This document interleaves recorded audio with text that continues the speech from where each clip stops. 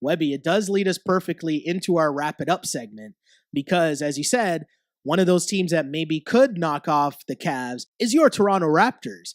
And since we last spoke, one of those things that did happen was a Raptors blowout win with the Cavs. I think that was going down while we were taping last week's episode, right? But Yeah.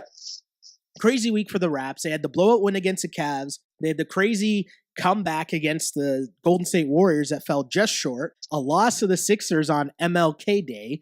And they beat the Pistons in a grinded out victory at the ACC on Wednesday night. So I'm going to ask you, and maybe, you kind of started that way talking about Cleveland, but what stood out to you the most from the last week in Raptorland? And, maybe to continue from your last point, do you think, the Raps could knock off the Cavs? You're more confident in that now than you were a week ago? Honestly, to tell you the truth, the best win of all those, I think, you might say it's the Cavs, but I think it was that Pistons game. Okay. Just the way that game usually goes for the Raptors in terms of get out to a big lead, start to bleed it away, close game late, struggle in the third quarter, and then kind of piss it away in the fourth, or get it real tight, and then they win on a last-second shot. Mm-hmm. To see them kind of put the foot on the throat of the Pistons at home, I thought that, especially when you consider the last week that they've had, that they needed that win. They needed it, and they couldn't let it slip away like it might have in previous years. And I thought that rotation that they have going, it works. It was a good win, and against a really good defensive team as well in the Detroit Pistons. Pistons playing a lot better as of late. The thing that stuck out to me the most for the Raptors was the mood of the fan base after that Golden State win. After that Golden State loss. See where I'm going here? Yeah, the mood after that was so weird because they do this every year, at least 2 or 3 times per season. It's these moral victories and losses. It's like, listen, the Golden State has still beaten the Raptors tons of times, and it's like, how many times can you be like, well, hey, we cut it to 1, and then listen, it's really the ref's fault that we lost. It's like, no, man, you lost. I totally agree with you because I feel like after that loss, there were so many, how many of these tweets did you see some form of, I'm usually not into moral victories, but, and I was kind of like, what? That didn't even make sense. And I felt like we've been talking about the fact that at the start of the year and in the offseason, expectations among Raptor fans were kind of down because they felt kind of let down because you're coming back with the same crew, you're relying a lot on the kids, and nobody knew that it would work this well. Right? I'm not talking about Masai and people in the front office. I'm talking about people around the team, right? The way that things have gone so far surpassed a lot of people's expectations, right? And then that game against the Cavs happens, and I think people go into hyperbole because now it's way above their expectations. We're used to losing to the Cavs, and now you just ran the Cavs out of the gym. And I think that people were so high off life after that Cavs win that it clouded their whole judgment on the team because, they just went from one extreme to the next, right? The extreme of, oh, we're terrible, to, oh my God, we're really, really good. But it's not really that they think they're good. It's just that they're proving to be a lot better than you thought. So It clouded the judgment of that Golden State game because if I were to tell you, Webby, that Golden State came in on the second night of a back-to-back, right? They start off the first half. They put up 81 first half points. And then in the second half of a back-to-back, they kind of let up, not let up, but, they kind of took their foot off the pedal a little. And the Raptors played hard, kept coming, and just fell short. But if I told you a team on the second half of a back-to-back kind of slowed down in the second half, you'd be like, that's what happened. But instead, Raptor fans were I felt like the mood was so focused on, oh my God, what a crazy comeback. We almost beat Golden State. Instead of being like, well, no, they dominated we let when the them game. Off the hook. They were tired in the second half and we couldn't do it. Yeah, they put up 81 first half points. That is, I've never seen that before. That is crazy, right? I feel like when we know this so much about the NBA, right? There's such things as schedule losses. There's certain things when a team doesn't really have it, but they kind of still squeak out a win. And I feel like that was the thing that Golden State did in that second half. They might not have had it in the second half, but they did just enough to get there. And anytime, this pissed me off the most, whenever you're complaining about the refs and you were down 25 plus points in the game, like, get the fuck out of here. Do you know what I'm saying? Like, that makes no sense to me. You can't blame the refs ever if you were down 20 plus points in a game and then made a comeback to lose by whatever, single digits. Don't blame the refs. And the refs didn't cost you the game. Giving up 80 points in the first half cost you the game. Totally. And this is my plea to Raptor fans. Enjoy your team. There's so much good with your team right now, right? Like the way that the bench is playing, like the young guys have developed and taken another step, and they've been so good. Enjoy your team for what that is and the growth of that team. Whenever they, like, if they get to the point where they knock off a Cleveland in the playoffs or, you know, get to the finals to go at Golden State, cool. Like, who knows when that happens?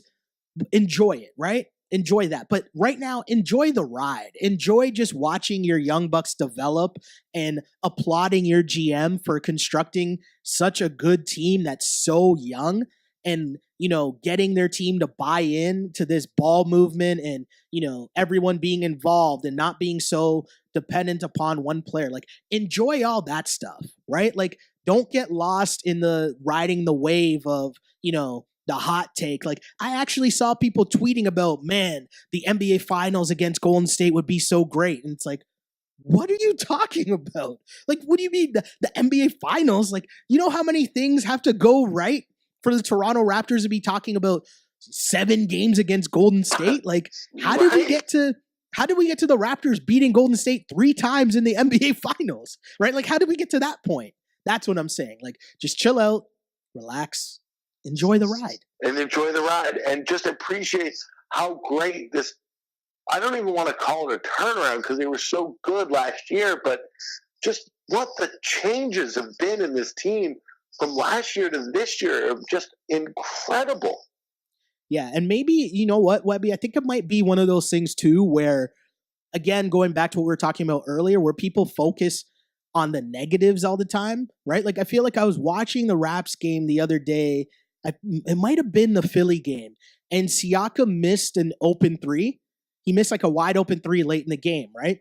And people were like, oh man, he hasn't hit a 3 since for so long. And I think even on the broadcast, they mentioned, oh, once he gets that 3-point shot down, it's over. He'll be so amazing. And I'm kind of like, wait a second.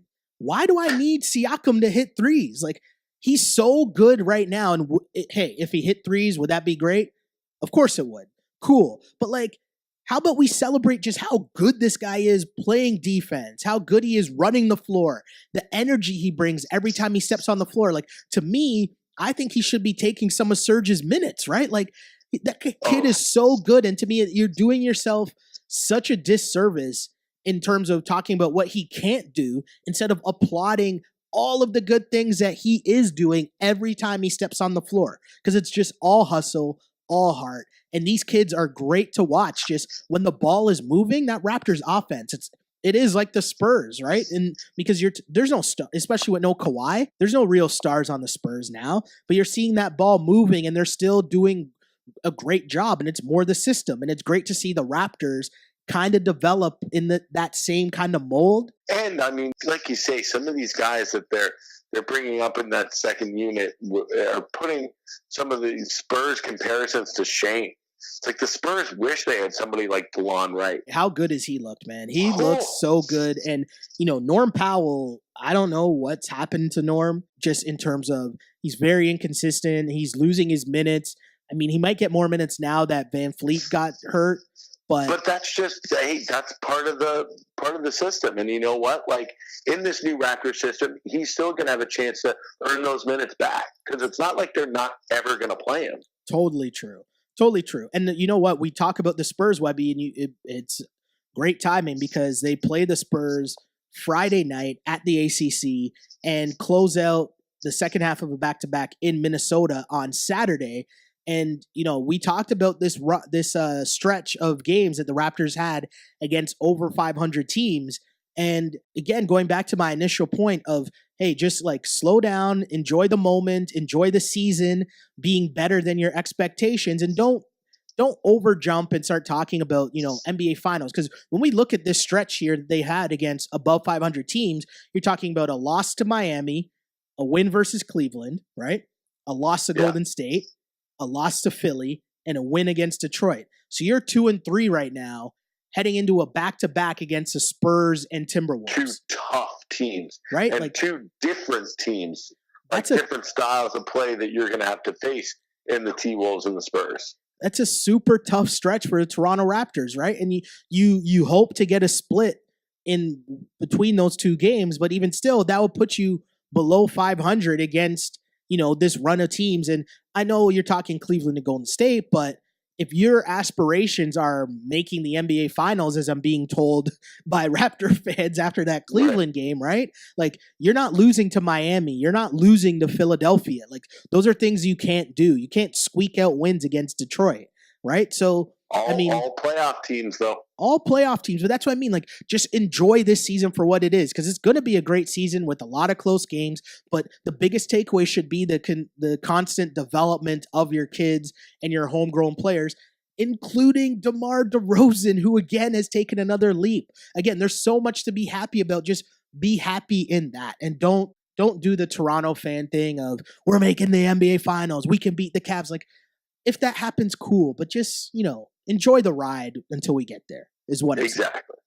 Other things going on in Raptorland this week. We kind of touched on the Kyle Lowry, Ben Simmons little hoopla, Webby. So I got to ask you, you're a Philly guy, as is Mr. Kyle Lowry. And maybe Ben Simmons, with his continued good play, might become an adopted son of Philadelphia. So I got to ask your opinion, though. Who you got in a actual fight if Kyle Lowry and Ben Simmons decided to throw some hands? One of my best friends growing up, shout out to Joe Claus, grew up with him, went to high school with him, and was born in Olney, Pennsylvania, a neighborhood of Philadelphia that is tough. And that is where Kyle Lowry's from as well. Okay. Listen, I know that in Australia you got to put up with some pretty crazy spiders and maybe some poisonous snakes, whatever, and that might make you a tough dude, but no. As much as I love Ben Simmons, he doesn't want that from Kyle Lowry. I feel, too, like Kyle Lowry is like the definition of grown man strength. Yeah. Do you know what I don't know about like dad strength. Like it's all waist down, knees up. That's where his power is. Right? Like he might not look like the strongest guy, but I bet you he's just hella strong. You know what I'm saying? Yeah. It's like Freeway. Like Freeway may not look like the toughest, but I guarantee the same with Beanie Siegel. Beanie Siegel never looked that tough, but you don't want to mess with him. You don't want those problems. Now, hold on. My other thing, and hopefully this will lead us into our Feed Me segment. Okay. Was my former Sportsnet colleague, your current Sportsnet colleague, Evan, on the row. Okay. He had one of the best tweets that I saw, okay? And all it said was choose one. Okay, and on one side, it was Kyle Lowry when he had that thing over his head, like the headdress or whatever after the game. Yeah. And on the next one was the hide your kids, hide your wife guy. Yes. And it just said choose one. So I will tweet that to you right now because you got to see it. It's fantastic. That's so good. That's so amazing because, Lowry he knew those questions were coming that day at practice, and so. Yeah. He's like, I'm coming kind of hood to this one here. You know what I mean? Like you could just put in, how people made the meme where they put the cigarette in LeBron's mouth? Yes, yeah. It gets used over and over again. Yeah. You could definitely do that to Kyle Lowry. That could be the Kyle Lowry version where you add the cigarette to Kyle Lowry's mouth in that practice day scrum. For sure. Total jokes. But also some good notes here to just bring up in Raptorland. Obviously, we saw Kyle Lowry made a huge donation while he was back in Philly, donating to his alma mater. The Villanova Men's Sports Center or whatever it was? I think to the locker room, right? Was that what it was? To the basketball program. I think he was building their locker room. I think that's what the story was. But either way, donated, I think it was $1 million to his former university, which is a great, great story. But also the good news, the goodwill, let's say, didn't end there, as the Raptors announced that as part of their OVO Welcome to Toronto nights, which we talked about the jerseys, I think, last week, right? Those North jerseys, I think we talked about them. Philadelphia jerseys. Or not a big fan of the Toronto jerseys.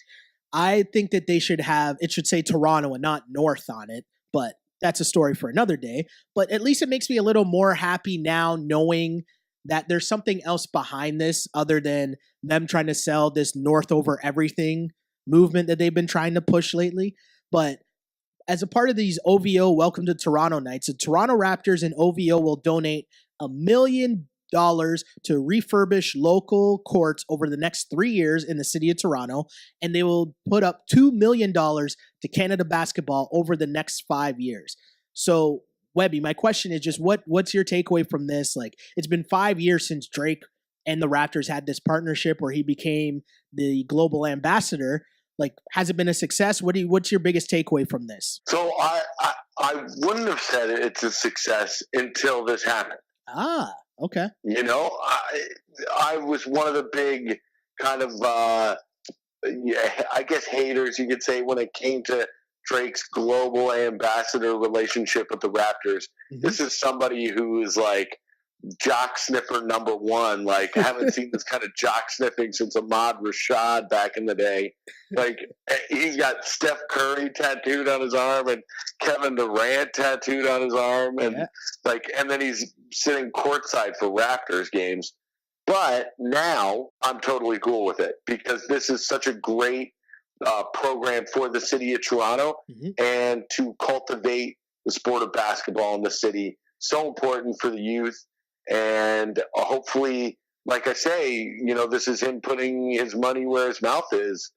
And that's a great thing. I agree with you that this definitely adds more legitimacy to the whole thing. When this was announced 5 years ago, right? I remember there were a lot of critics who, you know, either because us, like, we're part of the culture, right? So either, you know, you like Drake and what he is, or you don't, right? But there's like at least substance behind it because you're coming with information that you have, right? Like, you know that, okay, he's a fan of all these different teams. You know his music and you have an opinion on whether you like his music or don't like his music, right? But at the time when this happened, I felt like there were a lot of people who had no idea about who Drake was or kind of what he meant or could mean to the culture. And they were kind of shitting on this when it happened 5 years ago. And I remember being so mad, but also it's an interesting point of why it's important to have diversity in media and the people who cover these things. Because I remember a lot of the talk from the sports writers in this city at the time, who I'll leave nameless at this point, but they were shitting on this because they were kind of like, this is an actual tweet that I went back and, because I remembered having this argument with someone online, and an actual tweet was, the Raptors better hope Drake is still a thing in 2016. And I remember getting so mad at that because I was just like, why would you say that? Like, what makes you think that a 26-year-old at the time would slow down, you know, and why would you even put that into the air? Like, this is a kid from our city, right? Like, trying to do something good. Why would you want him to fail? Yeah, why would you put that negativity out there? You know, like, why would you even put that into the air? Like, it just made no sense to me, right? So everything that happened along the way, and obviously I don't agree with everything that happened, right? Like, we know that, you know, one day he's a Kentucky fan, the next day he's a Heat fan, next day he's a Cavs fan, next day he's, you know what I mean? Like, we know all that and we see all that. And obviously the games that he's actually showed up to, the Raptor games, have been a lot less frequent over the years. But there's still enough along the way that I think is like pretty cool, right? And I think like OVO designing the jerseys, whether you like them or not, it's definitely a cool thing. And I'm saying cool not for me, but I'm saying for the younger generation coming up, right? That they find cool that, you know, you have these OVO inspired basketball courts or uniforms, or even when the Raptors first made it back to the playoffs and they had those OVO t-shirts they were giving out for playoff games, like that was pretty cool. And I think those things are cool. Like during the playoffs when Jurassic Park was first hitting and he came out at halftime and performed at Jurassic Park in the freezing cold for all those fans that were out there in the rain, right? Like watching the game, like that's pretty cool. And there were enough of those things along the way. And I think it just added to the exposure of the Raptors, because there's no doubt that whatever he does courtside ends up on ESPN, ends up on Instagram, as we were talking earlier, right? Right. Which might be even more important. I think putting the Raptors in that light added more legitimacy to it. Like it added a cool factor to the Raptors that you can't really put a dollar amount on. Now, to follow up on your point here with this topic of, the donations to the courts in the city and Canada Basketball, now you're actually putting a dollar amount on that. And I think that part is so important because, we talk about, like, I grew up in the inner city and struggling to find basketball courts to play on as a kid, that people that lived across the street weren't complaining to the city. And then next week the court was shut down. So then we didn't have some place to play, right? Like I dealt with those things as a kid growing up. So the ability to hear something like that now, someone with the means and the profile to say, hey, this is something I'm going to do for my city, that's pretty cool. And I agree with you that, this is really dope. But the other thing I want to bring up is the Canada basketball part, because this country supports hockey, obviously, and no one's going to take anything away from that. I'm not saying anybody shouldn't do that. Like, obviously, Canada is hockey. But as we look around, Canada just won like the U19s in football. I was going to say, it's starting. Right? Canada won the U19s in football. I bet people don't really know that. We know that RJ Barrett led Canada to the U19s in basketball as well last year, right? Like, we are seeing these NBA guys, and it hasn't really culminated to success for Canada basketball yet. And I just think that this move with the Raptors and Drake combined just can maybe add more legitimacy to the program Canada basketball that I really hope over the next couple years really starts to legitimize itself and gets more buy-in from corporate sponsors. And again, we're going back to that cool factor, right? Like, we can't quantify that, and we're just dudes that maybe like hip hop and whatever, but we know that there's some old dude right now that's like the CEO of some big time company that's like, oh, you know what? Drake's cool. I want to be associated with that too. I want to throw some money in and also support Canada basketball. Like, I think that's the kind of thing that we could be looking for here. And maybe we get to a point where we get the players to show up. If if they come with some OVO red and white jerseys, like, maybe we're not worried about maybe is Corey and Wiggins going to show up. We know they're going to show up because it's a cool thing now to rep your country. I just think this is a great thing. And that's why I wanted to bring this up. And I'm glad we're on the same page on this, Webby. Yeah, absolutely. Yeah, they're on the right track. And like you say, just kind of having that groundswell of support that they got for that under 19 team. They got unbelievable support all throughout Canada. And I think that you're going to see that seed start to grow. And like you say, some of these Canadian players that are in the NBA now are going to see what happened and the coverage that the under 19s got and start to gravitate towards that national team again. For sure. And, I'm going to call myself out a little here because I mentioned the guys program, and the guys program hasn't had anywhere near the success as a women's program. Right. So this is also a big thing for the women's program at Canada basketball as well. That's been doing a really great job over the past few years. So this is a good boost for them. And hopefully it helps just the development of our kids, because we support all of our kids, no matter what sport it is. We'll rep. Listen,